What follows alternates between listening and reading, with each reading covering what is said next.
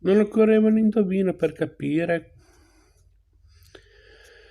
che aveva voglia di affidare il suo destino a mosche e zanzare, di sperdere nell'aria di quell'estate afosa la sua anima di padre e di marito.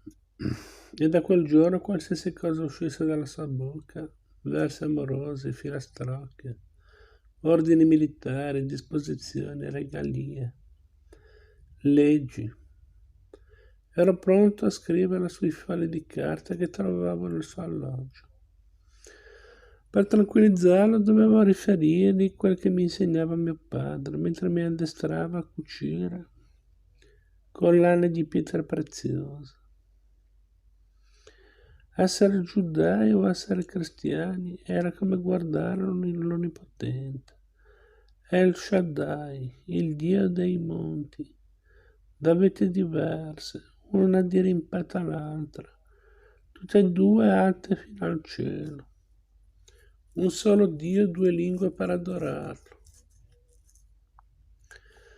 Verso la sera del terzo giorno, mentre stavamo ragionando di sogni e profezie davanti alla chiesa della neve, si fece vivo e grosso il guercio. All'altro lato delle mura, ci avvertì, non si era mai visto un fiume tanto lungo di aste e corazze. Era il 22 giugno e anche quella data non me la sarei dimenticata. Ma un pensiero ordinò che gli venisse preparata una scala. Si arrampicò in cima alla porta del capo e stette a guardare in silenzio, fermo come marmo. Poi discese a terra con una faccia maltrattata dai pensieri. La mort a touché la notre vie. Ebbe il coraggio di dirmi: la morte ci ha toccato. Incrociò Gustave de Foy, che cercava sempre l'occasione giusta per dipingere il suo profilo. Lo scansò e si avviò agli alloggi.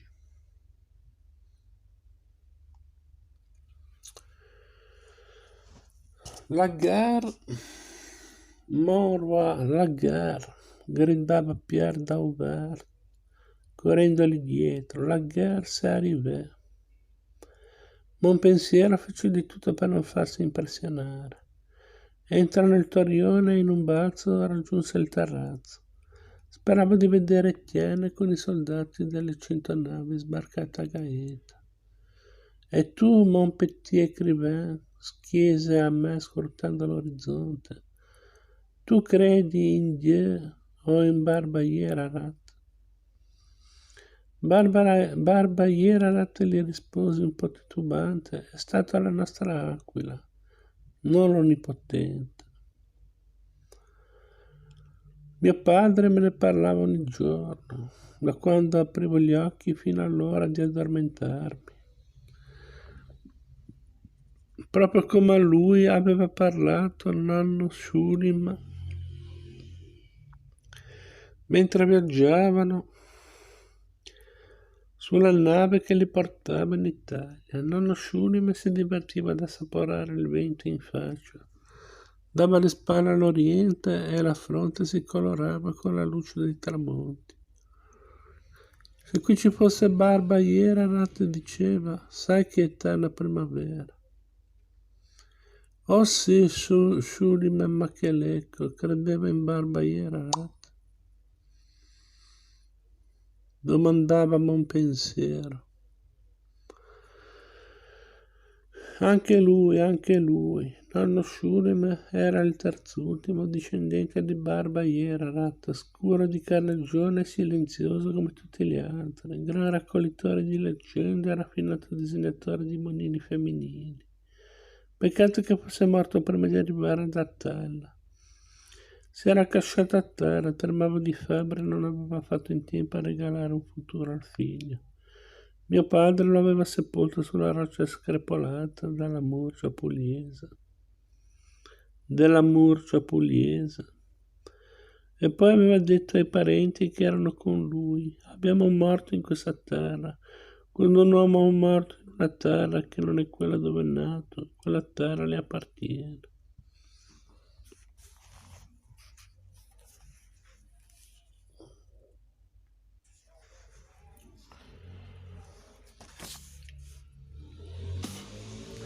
Appena si sparse la voce che le mura erano circondate da soldati, una fila di anime tormentate dalla paura si presentò a Monpensiero.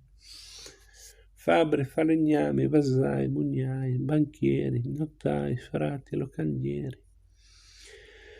Tutti aspettavano una mossa, perfino il parroco stava con l'orecchio attento alle voci di strada. Invece non accadde nulla. Fu mandato per strada il banditore a dare l'ordine di non coricarsi e in giro si sentì solo il tamburo. Tum, tum, tutto tum. Per la seconda volta in pochi giorni gli stradiotti misero sottosopra le case, trascinarono vecchi, donne e bambini sulla piazza del mercato e Monpensiero si confuse tra la gente. Fissava le pupille di chiunque fosse lì presente, valutava l'altezza e tastava le braccia per capire a chi affidare una spada, a chi una lancia, a chi un roncone. Voilà Messerò, diceva Pierre d'Anvers che scriveva nomi e cognomi di chi era stato scelto.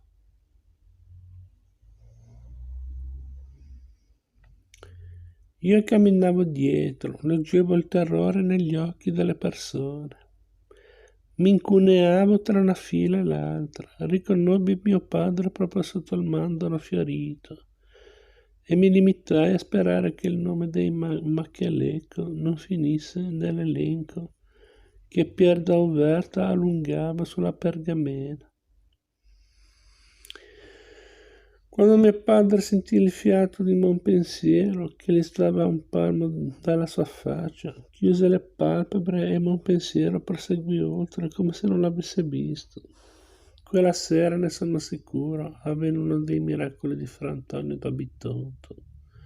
Che altro se non i rami dell'albero potevano nascondere il sangue dei Macchialecco dai pericoli della guerra? E pensai pure che l'Onnipotente avesse destinato il mandorlo all'eterna fioritura per ricordare che la vita non può concludersi in una stagione, ma è come una ruota che gira fino a quando il fiato entra ed esce dalla bocca, dopodiché ognuno di noi comincerà il grande viaggio. Come diceva Barba Ierat, nessuno dei suoi discendenti era un'aquila più di lui. Noi al massimo eravamo cardellini o usignoli, eppure tutti speravamo di volare. Non so se questo sia vero, non so se dentro ciascuno di noi si nasconda un'anima da aquila o da passero. Però mi hanno sempre detto che quando sono nato io, mio padre si era avvicinato al letto dove Maria di Fattà mi aveva partorito.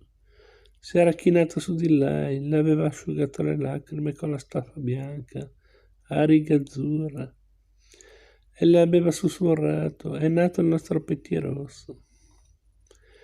Da quel giorno, quasi per scherzo, quando aveva il cuore a festa, mi chiamava Pettirosso.